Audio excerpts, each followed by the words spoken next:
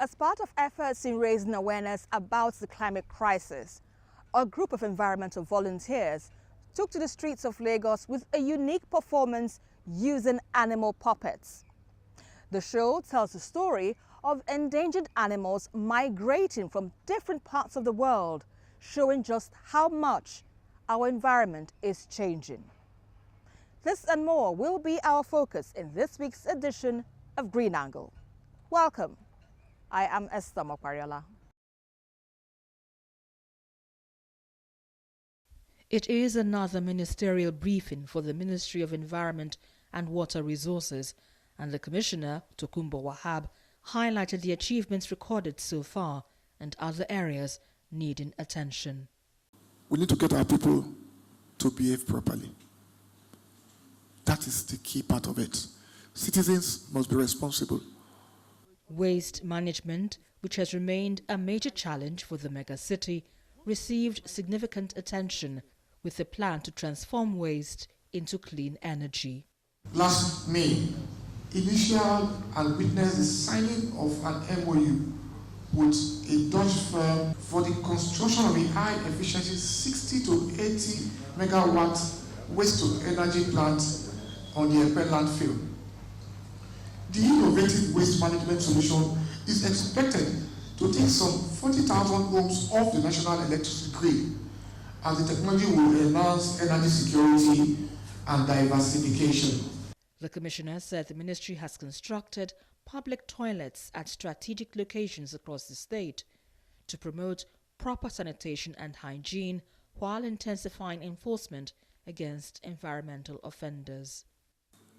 The state, in recognition of the need to address open defecation, is constructing modern public toilets in markets, transport hubs, and informal settlement, just as the construction of additional 150 new public toilets is ongoing alongside an additional 250 toilets being executed through public-private partnership. At the last count, over 700 persons were arrested for highway crossing, which endangered their lives. A total of 3,786 street traders, environmental polluters, and cart pushers were arrested and prosecuted. He added that the government is working towards providing residents with access to safe drinking water by 2027, following the revival of the Adiyon Water Project, a move aimed at ending years of water scarcity in many communities across Lagos.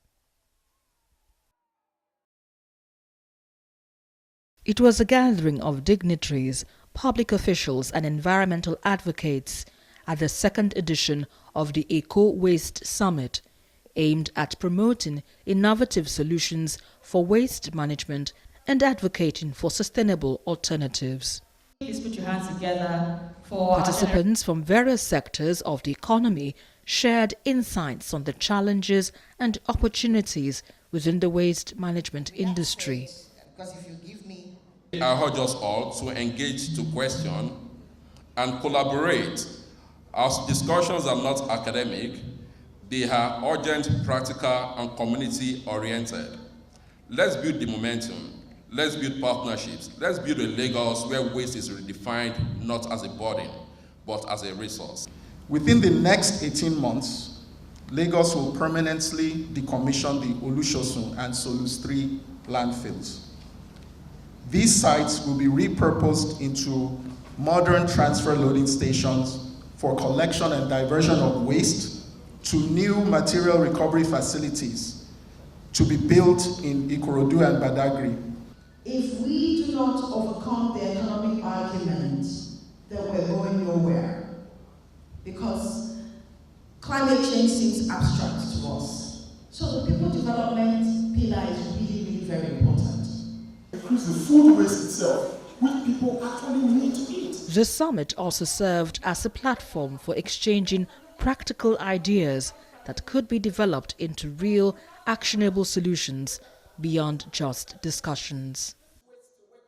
It shouldn't just be the policymakers and the manufacturers. You must, as much as you are engaging the policymakers, the manufacturers, the alliances, you must engage the workers, the informal sector who are on the street making, the aggregators, the recycler collectors who are on the street, they must be at the table at any of this plan, because that is when it's workable. The two-day event also featured an exhibition where items made from waste materials like pure water sachet, plastic bottles and used tires were showcased, promoting circularity and reducing the volume of waste that end up in landfills.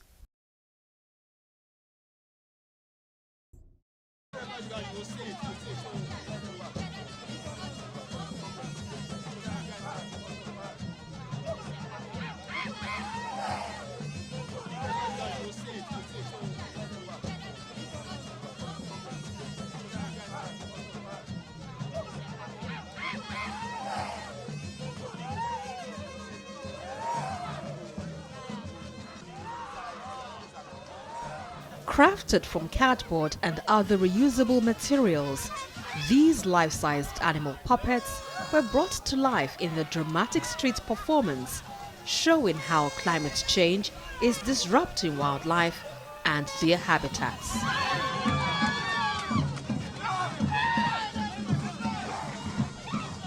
The performance drew crowds in the busy city, with organizers saying it's not just about the spectacle, but about sparking real action. The animals are moving from, they just left Congo and now they're in Lagos, and they're going to continue moving. They'll go through Benin Republic and like that, and they'll show up till they get to Norway on the North Pole, right? So it's a long walk, and throughout that walk, the idea is that we will then highlight the issue of climate change, right? Because these are animals. That's one of the things that global warming does to animals. They live because it's now very treacherous for them to live in that space. I am so obsessed with the architecture of the animals. Like you see that they are paper, they are fragile, and it's so intentional because it's supposed to show how our earth is so fragile right now, and we need to take proper care of it, else it's gonna tumble over at any wind or water is gonna break. So I'm just so honored to be a part of this, and I also think that it's starting a good conversation on how the youths can take care of our planet, especially the forests. Deforestation, forest fires, they're really attacking us, and once the trees are not balanced, the earth is not balanced. So we need a place for our animals to stay, else they will storm our home, like what they did in the streets today. They will storm us, and we'll have a place to stay anymore. I intentionally took the velvet, that's the little monkeys, because we see them every day. And the children relate to it because I'm always a children. So it struck me, so I went for that. But I will also say the lion, the movement of the lion, you know, in front of human beings, the reaction, the story behind all these things is awesome. It's a story of our social and ecological system. It's a story of resilience, of how we can safeguard our planet. And, you know, I wanted to do something, you know, as a choreographer that can spark our sense of curiosity, you know, to think what is happening. You know, we've been chanting Amphara through the city of Lagos, and Amphara is a Hausa word for it has begun. But the question is, what has really begun? And what has begun is the climate change crisis, and we need to all come out and do something about it. It's so beautiful for us, and it's really meaningful for us to be able to bring not just the dance, but also to bring our context from northern Nigeria, who've experienced a lot of ethnic and religious crisis.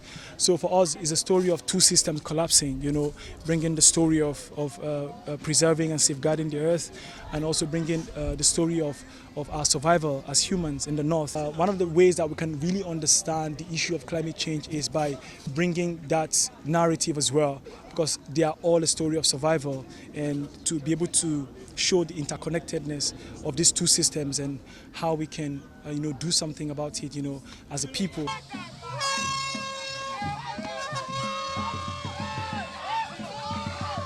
The performance is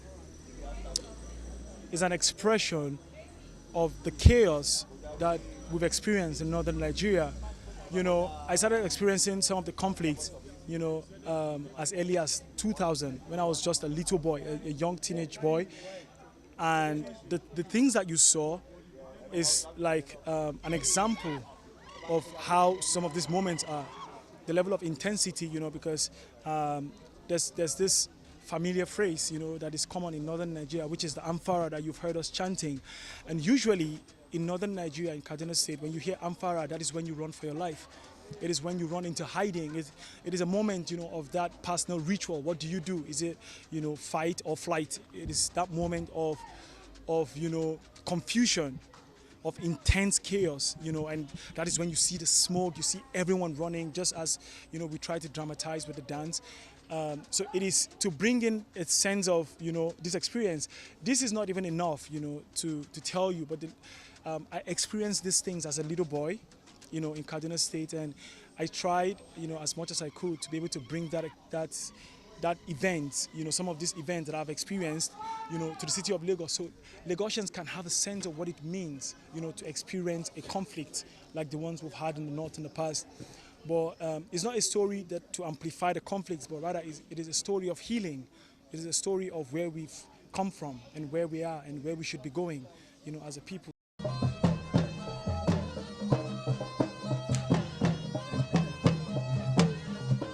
I felt good knowing that I could give a piece of me, and it's something that someone else can relate to, and not just someone from my own ethnicity, not just someone from my world, because music is a whole atmosphere, and seeing that somebody that is not even close to you can share in that same experience is beautiful.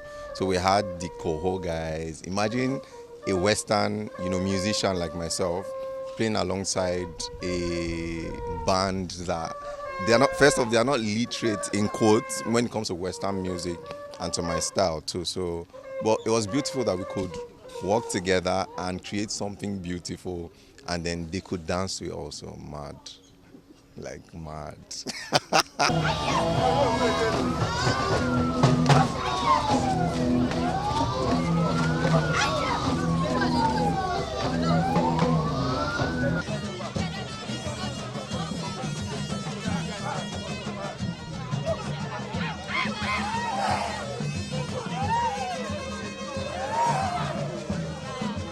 It consumes a lot of energy, it consumes a lot of teamwork, it consumes a lot of calculations and a lot of techniques and things like that. I just believe it's a great idea for you to be a puppeteer and to really work and know more about interaction of human with animal.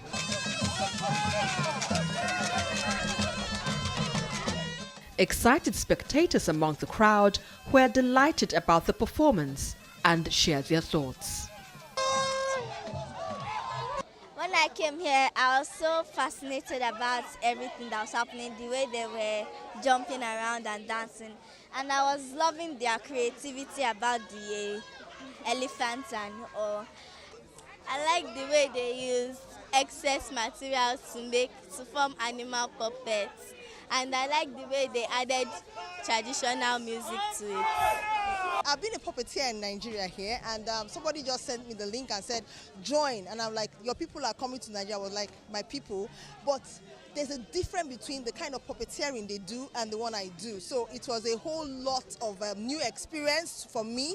And I discovered that puppeteering is wider than what I used to do, okay? And the idea that we are reaching out outside where people can experience what we are, doing, it was actually fun for me.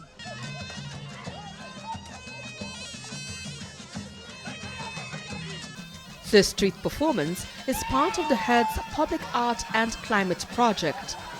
It's set to travel across several countries, ending its journey at the North Pole. We need our drone artist to get his drone on set.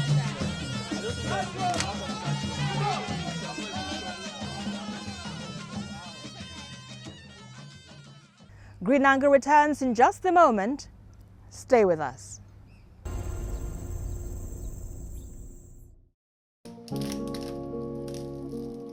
Philip Obuese is a trained lawyer, but now he is an environment enthusiast who is also known in his local community in Lagos State for picking and sorting plastic waste. His sole objective is to help reduce waste in the city while sensitizing the public on the environment implications of plastic waste. Yes, during my time in the university studying law, I incidentally did environmental law as an elective. In addition, I did petroleum law as an elective. And when I did petroleum law, I saw what magnitude of challenges, especially those that live in oil-bearing communities in the Niger Delta, the environmental pollutions. I saw firsthand what oil exploration in the Niger Delta can do to our communities. Beyond that, when I did environmental law, I started reading about all the numerous challenges, global interventions to address the issue of environmental pollutions. So I became interested in the issues of protecting the environment. The SWEEP Foundation is born out of a personal desire to see to a challenge being addressed. I noticed the challenge, I noticed the gap in our communities, and I thought that that gap should be addressed. And that gap is the absence of information, education, and resources on waste and environmental management. I think beyond the idea of going to schools is the fact to help people to change their lifestyles, to teach behavioral change. I heard of someone one of my managers here, who on the road saw someone throw off pet bottles, food drinks, bottled food drinks off the car.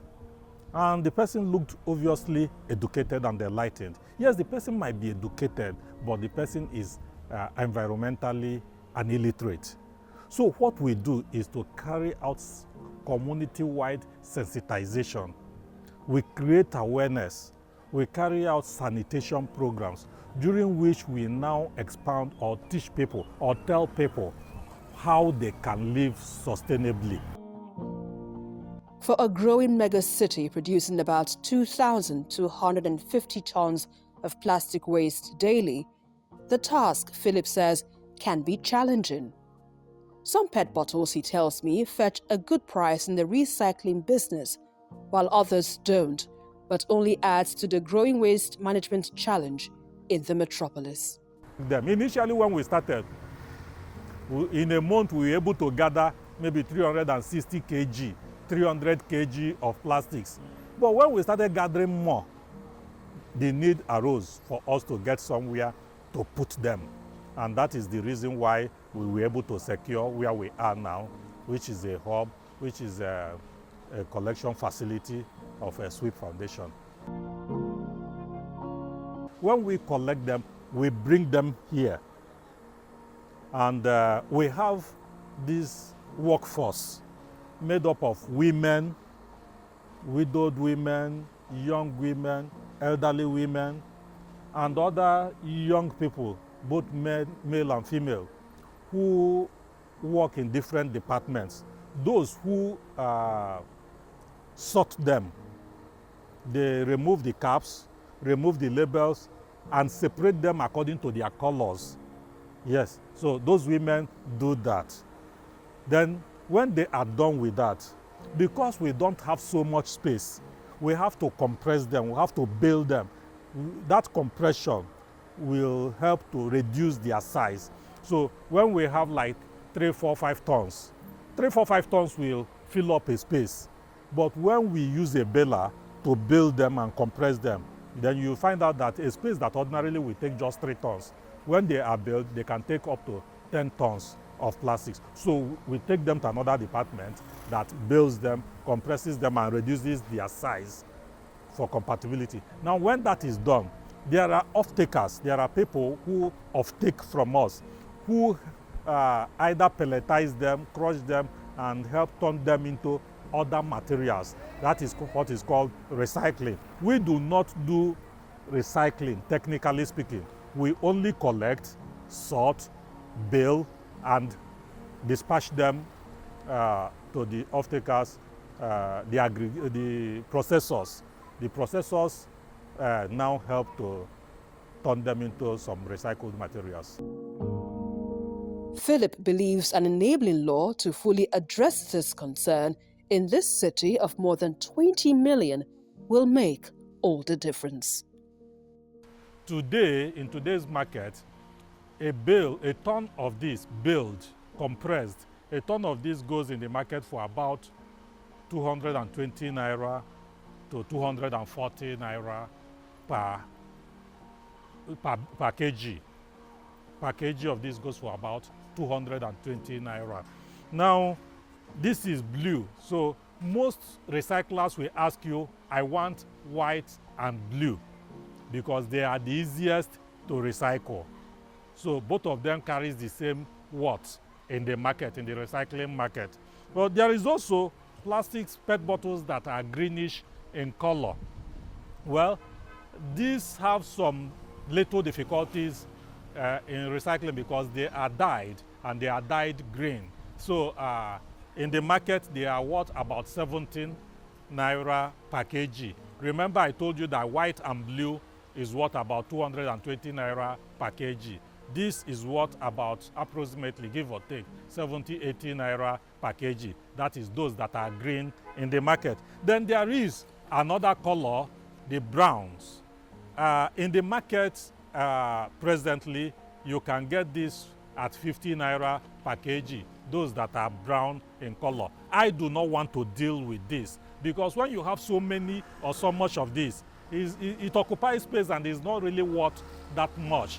The effort in gathering them, the effort in sorting them, and the effort in baling them really does not really come to anything substantial, economically speaking, but it is still there. But despite its worth, it is still far better than a PET bottle like this that is amber in color.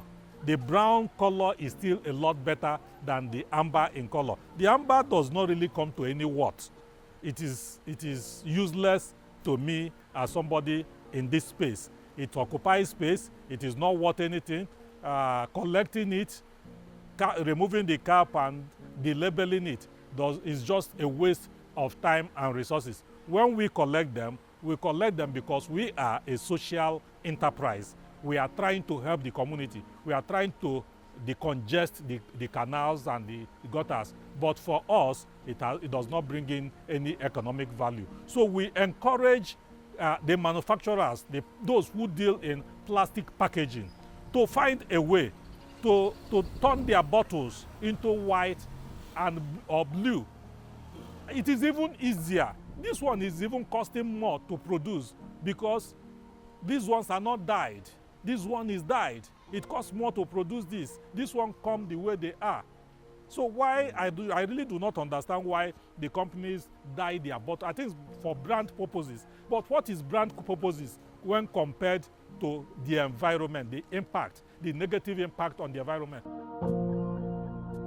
Address some of these challenges that we have noticed. I am aware that the Ministry of Environment, especially here in Lagos State, has a draft plastic waste policy. What is the plastic waste policy doing in your offices?